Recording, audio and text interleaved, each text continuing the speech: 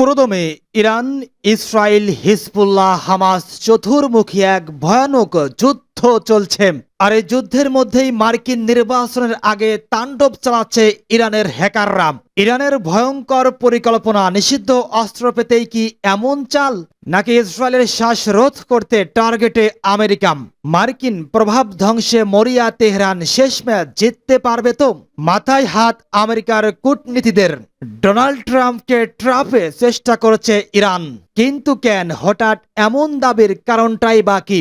জানিয়ে দেব আন্তর্জাতিক গণমাধ্যম থেকে পাওয়া সর্বশেষ গুরুত্বপূর্ণ আপডেট সংবাদ। হুতির হামলায় ডোবার পথে ইসরায়েলমুখী জাহাজ।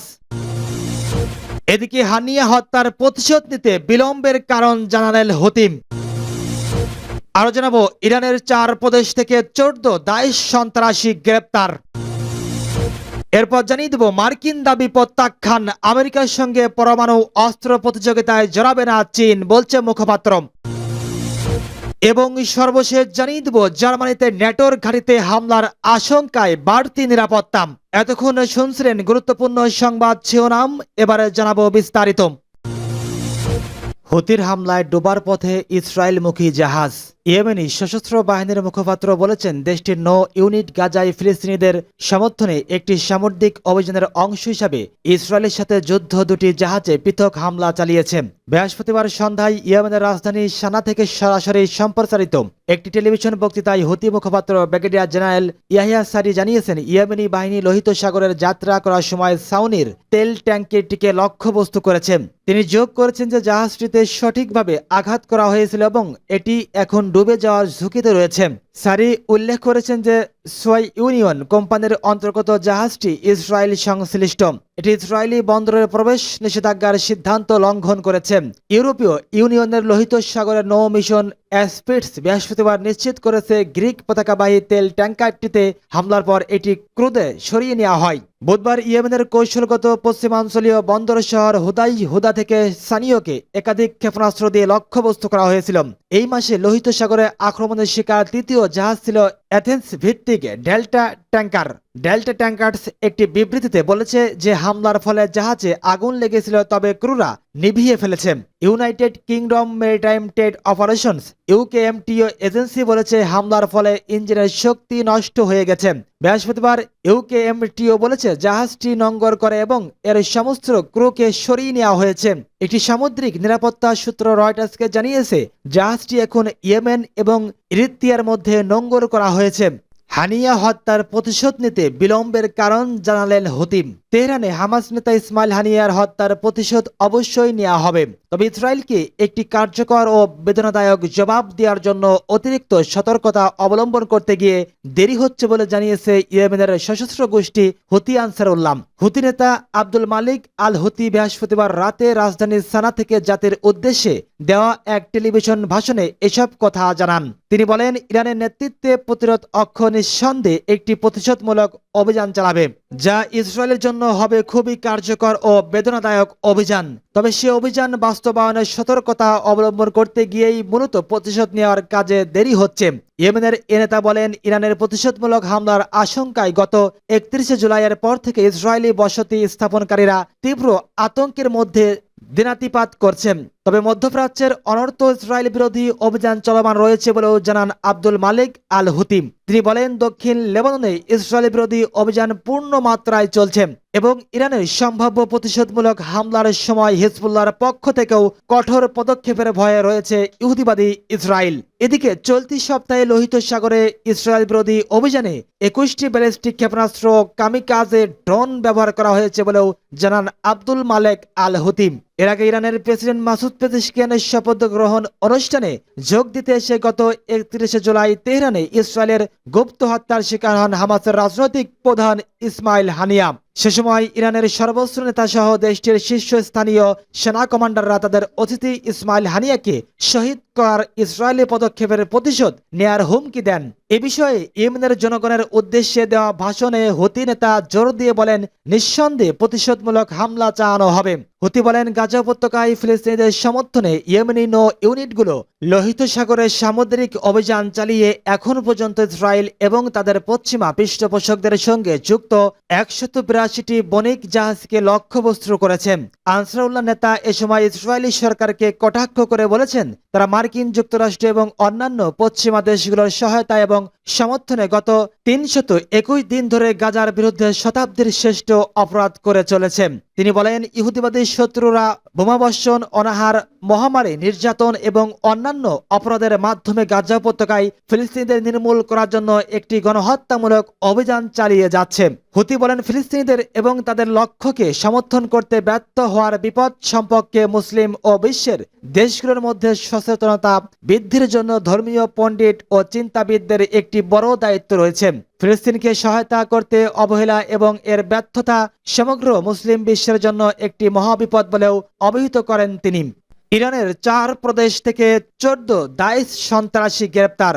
ইসলামী প্রজাতন্ত্র ইরানের তথ্য মন্ত্রণালয় জানিয়েছে, দেশটির গোয়েন্দা সম্প্রদায়ের সহযোগিতায় 4টি প্রদেশ থেকে 14টি আইএসআইএসকে সন্ত্রাসীকে গ্রেপ্তার করা হয়েছে। তথ্য মন্ত্রণালয় শুক্রবার এক বিবৃতিতে একথা জানিয়েছে। বার্তা সংস্থা ইরনা আরও জানায়, দেশটির গোয়েন্দা সংস্থার সহযোগিতায় তেহরান, আল বোর্স, ফার্স এবং খুজেস্তান প্রদেশে অভিযান চালানো হয়। গোয়েন্দা বিভাগের এই অভিযানে সন্ত্রাসী গোষ্ঠী দায়েশের ওই 14 সদস্যকে গ্রেপ্তার করা হয়েছে। ওই গোষ্ঠীটি আমেরিকা ইসরায়েলি মদদে গঠিত হয়েছে।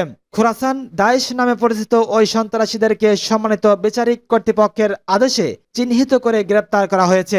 সন্ত্রাসী অভিযান চালানোর টার্গেটে ওই দায়েশ সন্ত্রাসী গোষ্ঠীটি কয়েকদিন আগে অবৈধভাবে ইরানে প্রবেশ করেছিল।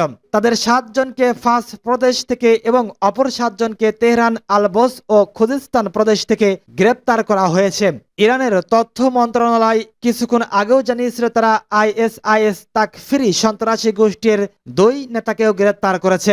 ইরানের ইসলামী বিপ্লবী বিজয়ের পর মার্কিন যুক্তরাষ্ট্র, ইহুদিবাদী ইসরায়েল এবং তাদের আঞ্চলিক মিত্রদের মাধ্যমে ইসলামী প্রজাতন্ত্র ইরানকে উৎখাত ও মোকাবেলা করার জন্য বিভিন্ন তৎপরতা চালানো হয়েছে, যার কোনোটি সফল হয়নি। সাম্প্রতিক বছরগুলোতেও আমেরিকার নিষেধাজ্ঞা ও সর্বোচ্চ চাপ প্রয়োগের নীতি ব্যর্থ হবার কারণে ইরানের বিরুদ্ধে সর্বোচ্চ নিরাপত্তার চাপ তৈরির চেষ্টা চালানো হয়েছে। এসব কর্মকাণ্ডে ইসরায়েল, আমেরিকা ও ব্রিটেনের ব্যাপক মদত রয়েছে। আমেরিকার সঙ্গে পরমাণু অস্ত্র সহযোগিতায় জড়াবে না চীন, বলছে মুখপাত্র।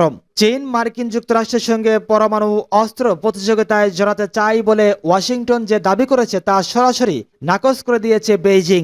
চীনা পররাষ্ট্র মন্ত্রণালয়ের মুখপাত্র মাও নিং বেইজিং এই সাংবাদিকদের সাপ্তাহিক ব্রিফিংয়ে তার দেশের এ অবস্থান স্পষ্ট করেন। তিনি বলেন, চীনের পারমাণবিক অস্ত্র সম্পর্কে ওয়াশিংটন যে ভীতিকর দাবি করেছে তা সম্পূর্ণ ভিত্তিহীন। মার্কিন দৈনিক নিউ ইয়র্ক টাইমস মঙ্গলবার এক প্রতিবেদনে জানিয়েছে, প্রেসিডেন্ট জো বাইডেন সম্প্রতি চীনের প্রতি লক্ষ্য রেখে গোপনে তার দেশে পরমাণু অস্ত্র সংক্রান্ত নির্দেশিকা সংশোধন করেছেন। গত মার্চ মাসে মার্কিন সরকার অনুমোদিত একটি গোপন নথির উদ্ধৃতি দিয়ে দৈনিকটি জানিয়েছে, জো বাইডেন মার্কিন বাহিনীকে রাশিয়া, চীন এবং উত্তর কোরিয়ার সঙ্গে সম্ভাব্য সমন্বিত পারমাণবিক সংঘর্ষের জন্য প্রস্তুত থাকার নির্দেশ দিয়েছেন। মাও এ সম্পর্কে বলেন, ওই প্রতিবেদনে প্রকাশিত খবর বেইজিং গভীর উদ্বেগ তৈরি করেছে। চীনা মুখপাত্র বলেন, বিগত কয়েক বছর ধরে আমরা লক্ষ্য করছি মার্কিন সরকার পারমাণবিক নিরস্ত্রীকরণের বিষয়ে নিজের দায়িত্ব এড়িয়ে যাওয়ার লক্ষ্যে চীনকে একটি পারমাণবিক হুমকি হিসেবে তুলে ধরার চেষ্টা করছে। মাও বলেন, আকারের দিক দিয়ে চীনের পরমাণু অস্ত্র ভাঙ্গার মার্কিন যুক্তরাষ্ট্রের সঙ্গে একেবারেই তুলনাযোগ্য নয়। তিনি আরো বলেন, পরমাণু অস্ত্র ব্যবহার করার ক্ষেত্রে চীন সবসময় আগে ব্যবহার না করার নীতি অনুসরণ করে। তিনি বলেন, শুধু মার্কিন যুক্তরাষ্ট্র নয়, বরং বিশ্বের কোনো দেশের সঙ্গেই অস্ত্র প্রতিযোগিতায় যাওয়ার ইচ্ছা চীনের নেই। জার্মানিতে ন্যাটোর ঘাঁটিতে হামলার আশঙ্কায় বাড়তি নিরাপত্তা। সন্ত্রাসী হামলার আশঙ্কায় জার্মানিতে ন্যাটোর এক বিমান ঘাঁটিতে সতর্কতার মাত্রা বাড়ানো হয়েছে। ইউক্রেনের জন্য সামরিক সহায়তার কারণে জার্মানিতে সামরিক স্থাপনার ঝুঁকি বেড়ে গেছে বলে মনে করা হচ্ছে। রাশিয়ার হামলার মুখে ইউক্রেনকে সক্রিয় মদত দেওয়া সত্ত্বেও পশ্চিমা জগৎ এখনও সরাসরি যুদ্ধে জড়িয়ে পড়েনি। কিন্তু মৌখিক প্রতিবাদ ও হুমকির পাশাপাশি রাশিয়ার সামরিক জোট ন্যাটোর বিরুদ্ধে নাশকতামূলক কার্যকলাপ চালানোর চেষ্টা করছে বলে সন্দেহ বাড়ছে। জার্মানির কোলন শহরের কাছে এক সামরিক ঘাঁটিতে এমন নাশকতার চেষ্টার পর সে দেশেই ন্যাটোর এক ঘাঁটির উপর সম্ভাব্য হুমকির মুখে নিরাপত্তা বাড়ানো হয়েছে। প্রায় এক সপ্তাহ আগে কোলনের ঘাঁটির পানীয় জল স্থাপনার কাছে প্রাচীরে গর্ত আবিষ্কারের পর নাশকতার প্রচেষ্টা চালানো হয়েছিল বলে সন্দেহ করা হচ্ছে। জার্মানির পশ্চিমে গাইলেনকিয়ারশনের শহরের কাছে ন্যাটোর বিমান ঘাঁটি সম্ভাব্য হুমকির মুখে রয়েছে বলে গোয়েন্দা সূত্রে মনে করা হচ্ছে। ফলে সতর্কতার মাত্রা দ্বিতীয় সর্বোচ্চ পর্যায়ে বাড়ানো হয়েছে, যা চার্লি নামে পরিচিত। এরাও তাই পরিচালনার কাজে সরাসরি যুক্ত কর্মী ছাড়া বাকিদের বাসায় পাঠিয়ে দেওয়া হয়েছে। সেই ঘাঁটিতে ন্যাটোর নজরদারি বিমান মোতায়েন রয়েছে। সম্প্রতি এক ব্যক্তি সেখানে প্রবেশের চেষ্টা করেছিল, তবে সেটাই বর্তমান হুমকির কারণ কিনা তা স্পষ্ট নয়। উল্লেখ্য, 2022 সালের ইউক্রেনের উপর রাশিয়ার হামলা শুরুর পর থেকে জার্মানিতে সামরিক স্থাপনায় সতর্কতা অনেক বাড়ানো হয়েছে। গত এপ্রিল মাসে তদন্তকারীরা 2 রুশ জার্মান ব্যক্তিকে গুপ্তচর বৃত্তির অভিযোগ গ্রেপ্তার করেছে। তারা ইউক্রেনের জন্য সামরিক সহায়তার বাধা সৃষ্টি করতে জার্মানিতে হামলার ষড়যন্ত্র করেছিল বলে সন্দেহ করা হচ্ছে। তদন্তকারীদের মতে জার্মানিতে মার্কিন সামরিক ঘাঁটিও তাদের লক্ষ্যবস্তু ছিল। আখেন শহরের কাছে গাইলেনকিয়শনের ঘাঁটির এক মুখপাত্র জানিয়েছেন, ন্যাটোর বিরুদ্ধে সন্ত্রাসবাদী পদক্ষেপের আশঙ্কায় এমন সতর্কতামূলক পদক্ষেপ নেওয়া হয়েছে। তবে এই মুহূর্তে দুশ্চিন্তার কোনো কারণ নেই।